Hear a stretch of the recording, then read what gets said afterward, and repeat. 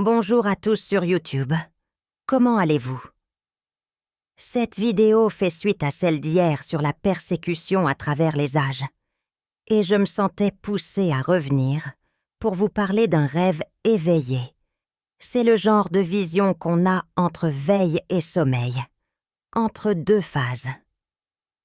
J'ai fait ce rêve visionnaire 2 matins de suite, tôt le matin. Et quand ça arrive, c'est généralement significatif. J'ai fait quelques rêves spirituels, pas tant que ça.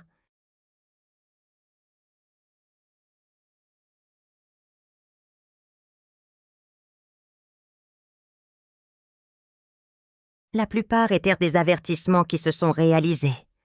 Celui-ci n'est pas forcément un avertissement. C'est juste la réalité. Cela va arriver un jour, très probablement avant la fin de ma vie. J'ai 78 ans. Donc, vous savez, concrètement, je ne serai plus là pour longtemps. Mais ce rêve, cette vision, est liée à la persécution à la toute fin de notre existence, en tant que peuple libre et en tant que chrétien libre.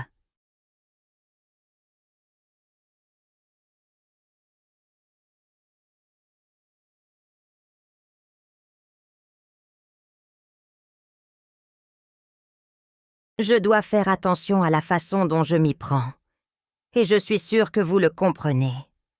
Alors, passons à ce qui s'est passé dans cette scène et dans la réalité. D'abord, une petite introduction. Dans la réalité, nous avons une immense fête foraine. Elle s'appelle... Je ne la nommerai pas, mais c'est une immense fête foraine.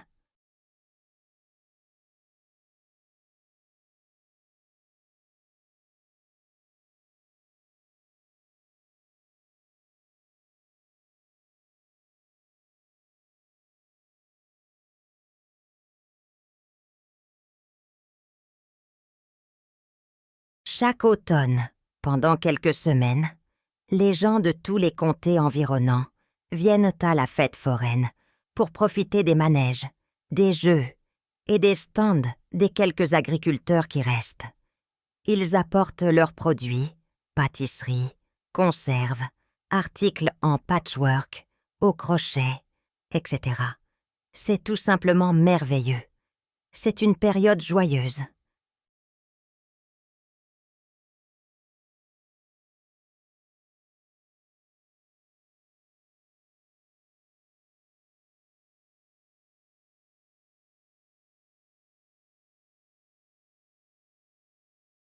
On sent toutes ces délicieuses odeurs de nourriture, les beignets qui cuisent dans l'huile, les hot dogs et les hamburgers. C'est vraiment un super moment. Alors, on essaye toujours d'aller à la fête foraine. C'est une célébration du mode de vie américain. C'est une célébration de la liberté en Amérique, de la joie, du plaisir et des bons moments.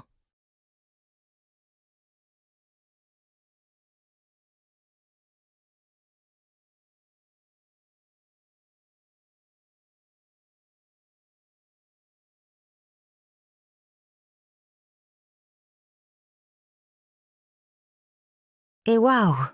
Quand j'y pense, pardonnez-moi, je ne l'avais pas prévu, waouh! Ça me touche vraiment, parce que je me souviens si clairement des nombreuses de fois où j'ai adoré aller à la fête foraine du comté, avec mes enfants, et même mes petits-enfants, vous savez, quand j'étais plus jeune et que je pouvais mieux marcher. Et quel merveilleux moment! Et ça fait remonter tellement de beaux souvenirs. Alors, excusez-moi, c'est un peu émouvant pour moi.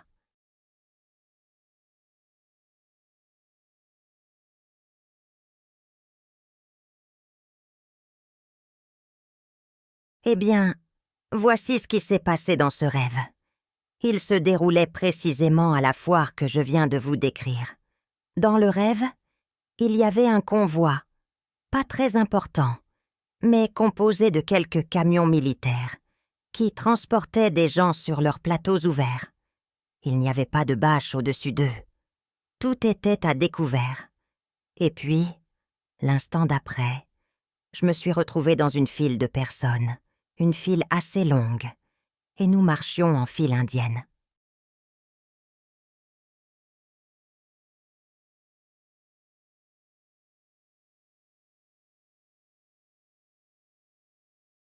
Des hommes nous pointaient du doigt avec leurs fusils à long canon et nous guidaient sans dire un mot.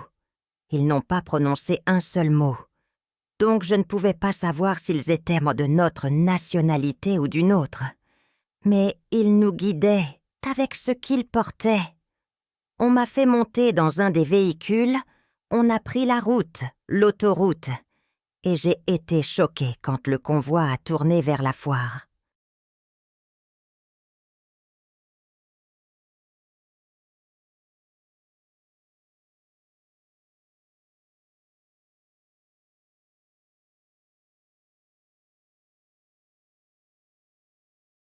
Et sur le champ de foire, il y avait un immense manège et des étables avec de très hauts plafonds et d'immenses superficies, où les chevaux faisaient leur spectacle. Les Clydesdale venaient parader. Et vous savez, les magnifiques étalons blancs et tout ce genre de choses. C'étaient d'énormes bâtiments. Ils nous ont donc amenés en véhicule, nous ont fait signe de descendre, et nous avons pris la direction de ma file.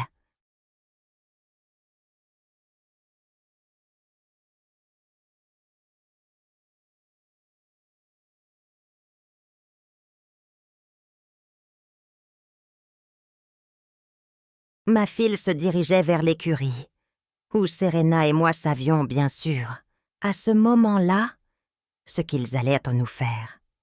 Ce serait la fin de notre existence terrestre.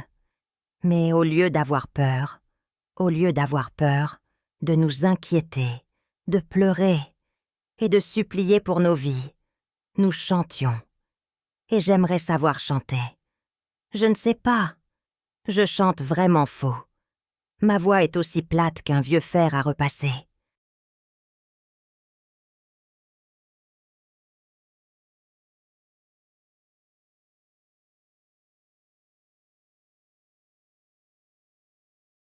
Si je pouvais chanter, je vous chanterais la chanson que nous chantions tous, en marchant vers ces grandes granges, qui serait notre dernier pas sur cette terre.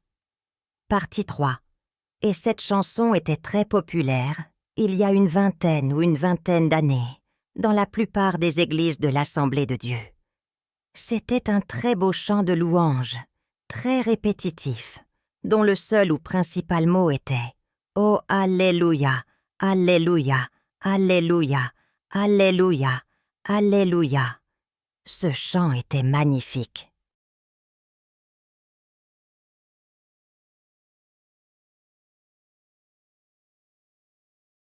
Et tandis que nous chantions ce chant glorieux, tout le monde souriait et louait le Seigneur, les mains levées. C'était comme si nous étions à l'église, et nous louions Jésus. Nous nous donnions entièrement à Dieu et à Jésus-Christ. Ensuite, ils m'ont fait entrer dans l'arène, et à l'intérieur, ils m'ont fait monter un escalier. Car, comme je l'ai dit, le plafond était vraiment très haut. Arrivé sur la plateforme supérieure, il n'y avait qu'un plancher en bois ouvert.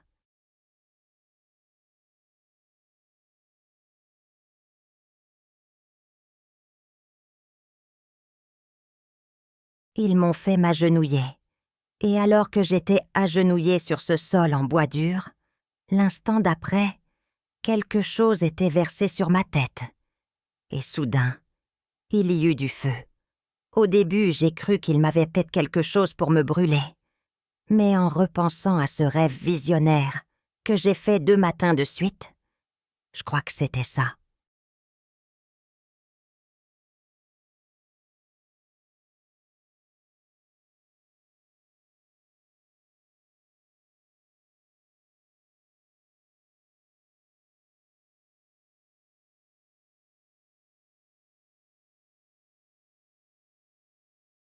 Je crois que ce jour-là, ils essayaient de me brûler, comme si j'étais sur le bûcher.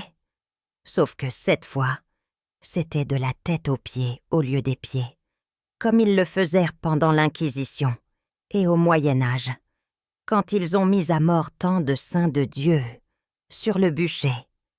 Et je voudrais connaître les noms de certains de ces saints de Dieu qui ont été sacrifiés, torturés sur ce bûcher qui les a brûlés vifs.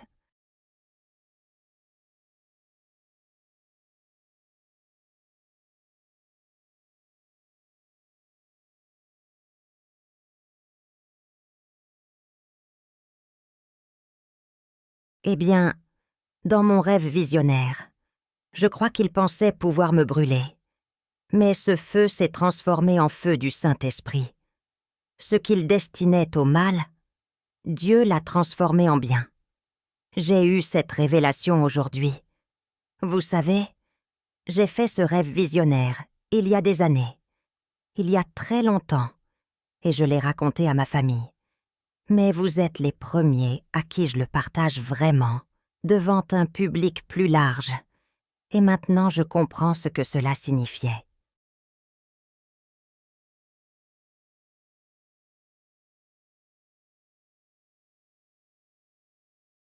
Il pensait pouvoir me brûler et me faire du mal, mais ce feu sur ma tête s'est transformé en feu du Saint-Esprit, comme il est dit dans la Bible. Et Jésus viendra vous baptiser du Saint-Esprit et de feu. Et c'est ainsi que je suis mort. Je suis passé de gloire en gloire. Et c'est ainsi que nous mourrons. Nous mourrons de gloire en gloire, de gloire en gloire.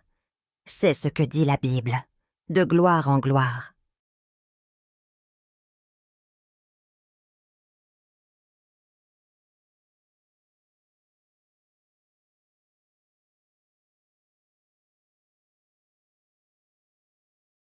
Je partage avec vous cette expérience que j'ai vécue à 2 reprises, coup sur coup, pour vous avertir que cela pourrait arriver, ou quelque chose de similaire.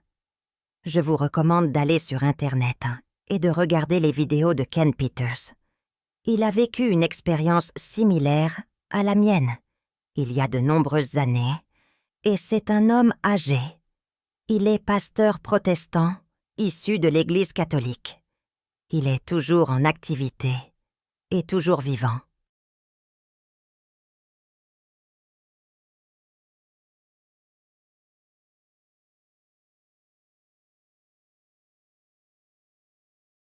Mais vous aussi, vous pouvez vivre une expérience similaire si vous regardez ces vidéos. Il vous parlera de la tribulation et des saints de Dieu. Qui sont nous? Nous sommes les saints de la tribulation. Oubliez cette idée que nous serons enlevés au ciel et qu'un groupe spécial de saints, appelés les saints de la tribulation, restera sur terre.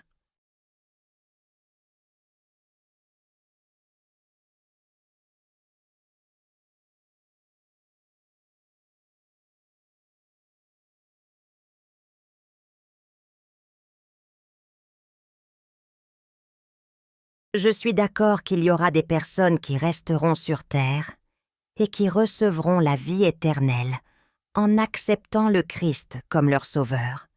Et d'une certaine manière, oui, ce sont des saints de la tribulation. Donc, je suppose qu'on pourrait dire qu'il y a 2 catégories de saints des tribulations. Car comment les distinguer à ce point? Nous allons traverser la première partie des tribulations, mais pas la grande tribulation, et certainement pas la colère de Dieu.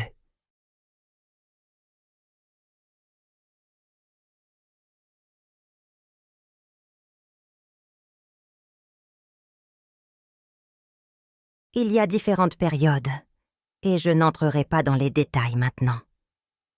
Gardez simplement à l'esprit que c'est un sujet complexe qui peut donner lieu à des débats, comme je l'ai dit, et nous voulons les éviter.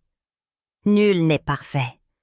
Je ne crois pas qu'il y ait eu, ou qu'il y aura jamais, un seul pécheur de Dieu capable d'ouvrir la Bible ou de citer les Écritures parfaitement, car aucun d'entre nous ne connaît la vérité révélée, sans s'écarter de la vérité inspirée par le cœur de Dieu.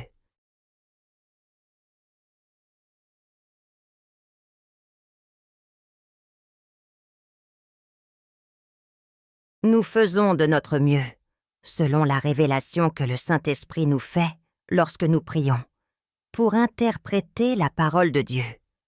Certains passages sont plus difficiles que d'autres, et je pense que nous devons tous avoir l'humilité de l'admettre, y compris les pasteurs, les évangélistes et les ministres. C'est assez triste, car nous n'avons plus beaucoup d'évangélistes.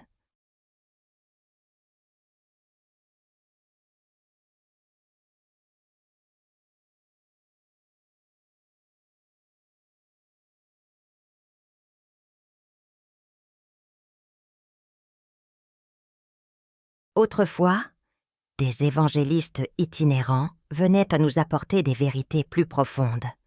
Mais aujourd'hui, nous n'avons plus que des pasteurs qui, semaine après semaine, nous disent « Peu importe, nous allons lire un passage des Écritures pour vous encourager. » Cela me confirme que nous, la dernière génération, et la suivante, ceux qui resteront sur terre après l'enlèvement, seront encore là. La parole de Dieu est très claire à ce sujet dans de nombreux passages.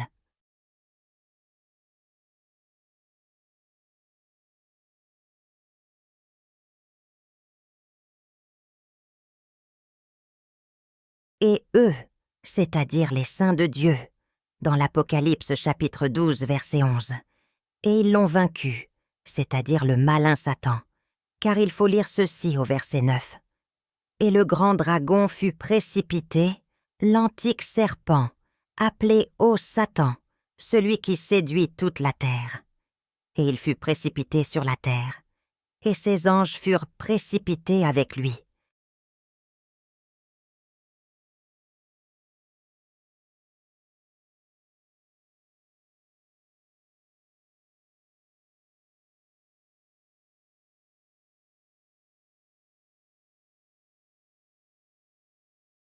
Et j'entendis une voix forte dans le ciel qui disait « Maintenant sont arrivés le salut, la puissance et le règne de notre Dieu, l'autorité de son Christ, car l'accusateur de nos frères a été précipité, celui qui les accusait devant notre Dieu, jour et nuit. Et eux, c'est-à-dire les saints de Dieu, l'ont vaincu, c'est-à-dire Satan, par le sang de l'agneau et par la parole de leur témoignage. Et ils n'ont pas aimé leur vie jusqu'à la mort. »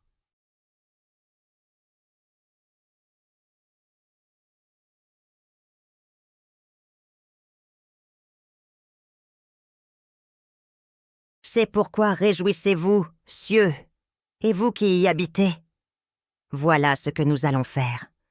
Vaincre le malin par le sang de l'agneau et par la parole de notre témoignage. Et puis, dans l'Apocalypse, tout à la fin du chapitre 22, vers Médas, l'ange de Dieu parle à Jean. Jean est celui qui a écrit le livre de l'Apocalypse. On s'adresse à lui, le disciple Jean, qui se prosterna devant l'ange pour l'adorer.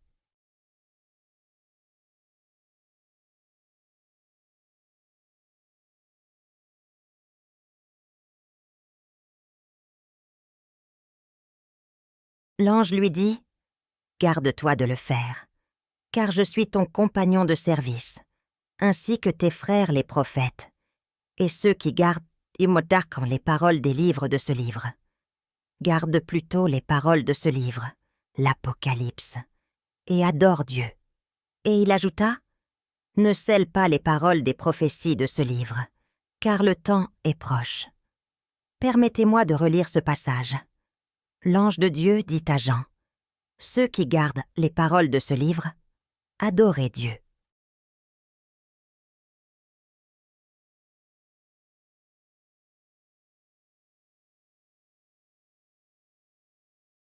Et l'ange ajouta « Ne scelle pas les paroles des prophéties de ce livre, car le temps est proche. Que celui qui est injuste continue à être injuste, que celui qui est impur continue à être impur, que celui qui est juste le demeure, et que celui qui est saint le demeure. » Puis les paroles de Jésus, écrites en rouge, résonnent.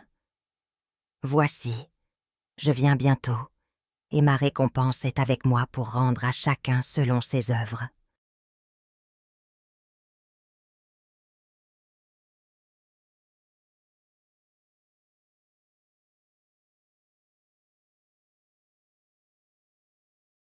Je suis l'alpha et l'oméga, le commencement et la fin, le premier et le dernier.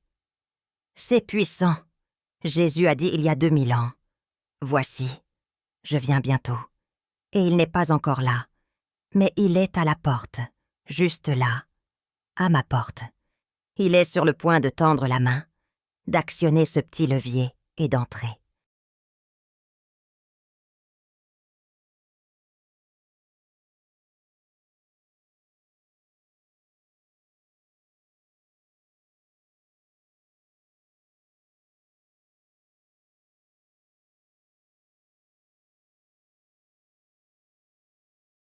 Autrement dit, cela symbolise ce qu'il fera lorsqu'il enlèvera les saints lors de l'enlèvement, puis lorsque nous, les saints de Dieu, reviendrons avec lui lors du second avènement du Christ. Y a-t-il 2 avènements? Bien sûr. Où il le faudrait. Comment pourrions-nous revenir sur terre avec Jésus-Christ, juchés sur des chevaux blancs, lors de la bataille d'Armageddon, si nous n'avions pas d'abord été au ciel avec lui? C'est simple, bien sûr.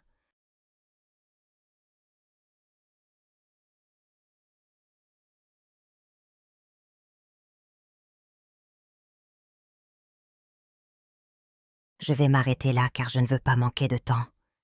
Merci de m'avoir suivi et que Dieu vous bénisse. Vous savez que ma chaîne vous est dédiée.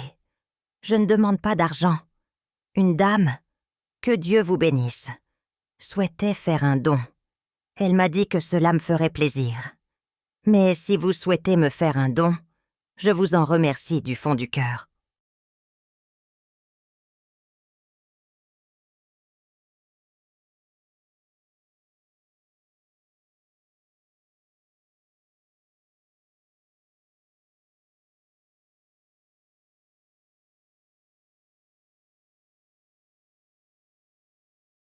Cependant, j'aimerais que vous preniez la somme non utilisée et la donniez à quelqu'un qui en a encore plus besoin, ou à une bonne œuvre caritative qui nourrit les pauvres, une mission, un endroit qui pourrait vraiment en avoir besoin.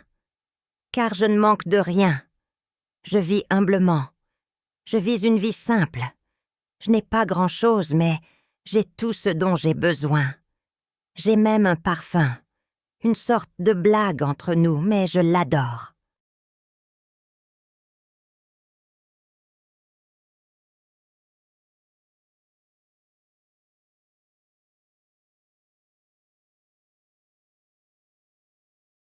Alors, si vous avez un peu d'argent en plus, partagez-le avec quelqu'un qui en a vraiment besoin, et Dieu vous bénira abondamment. Salut à tous, je trouve ça formidable que vous passiez par ici et que vous écoutiez ce que le Seigneur met dans mon cœur. Je voudrais dire ceci à ceux d'entre vous qui n'ont pas encore accepté Jésus-Christ comme leur sauveur. Dépêchez-vous, car il revient bientôt.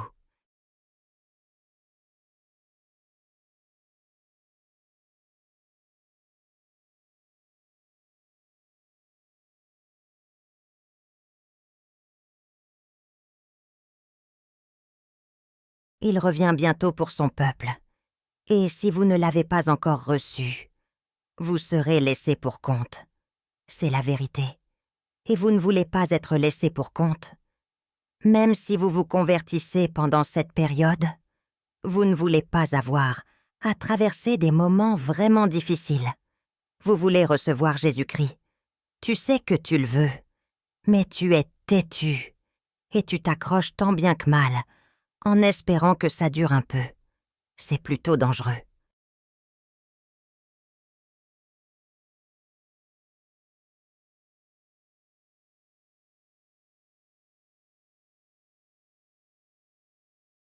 De plus, plus tôt tu accueilleras Jésus et lui demanderas d'entrer dans ton cœur, plus tu seras heureux.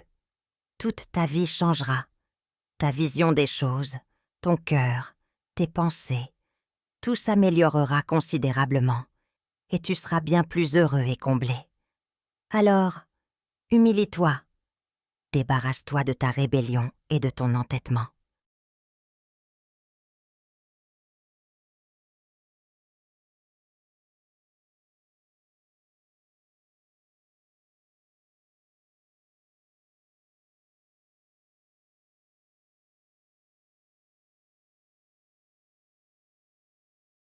Laisse tout cela de côté et dis « Au nom de Jésus, laisse-moi tranquille, car aujourd'hui, je vais plier le genou, ou si je ne peux pas m'agenouiller, je vais au moins baisser la tête, et je vais demander à Jésus d'entrer dans mon cœur et d'être mon sauveur.